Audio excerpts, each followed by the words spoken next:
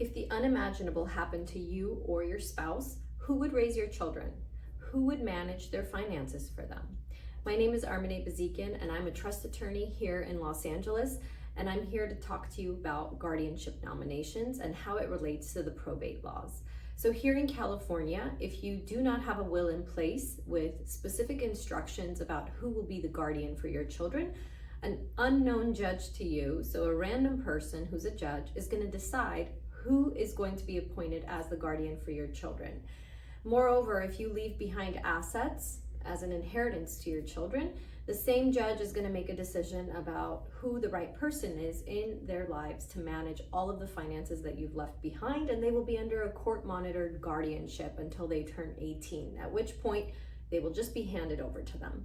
So it's really important that if you're a parent and you live here in California, that you put together a comprehensive estate plan that covers not only the day-to-day care of your child who's a minor and who would care for them when we call this person the guardian of the person, but also who would be in charge of finances. And a really great tool or a really great method of leaving behind an inheritance to an underage child is to put it in what we call a revocable trust.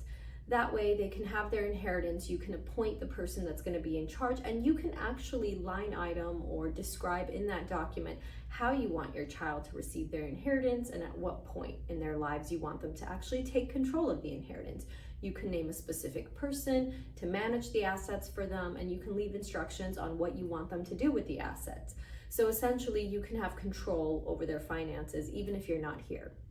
And so it's a really great idea that if you have a minor child in your life, that you put together a comprehensive plan that includes a will with guardianship nominations that kick in at death, but also maybe a standalone guardianship nomination that kicks in if you're just ill and can't care for your kid. So in both of these scenarios in life, we want to make sure that our minor children are going to be in the hands of the right people.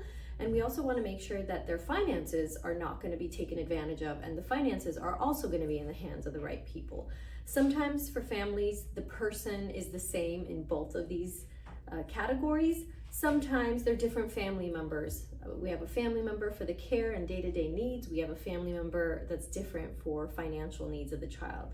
So it's the beauty of the estate plan or the comprehensive estate plan is that you can actually pick and choose and have an array of people stepping in to help with an array of instructions that you've left behind. If you don't have a guardianship nomination for your child, it's imperative that you get one if you live in California, because you really don't want a random judge deciding the future for your children. Feel free to contact our office and we would be happy to help you set these up.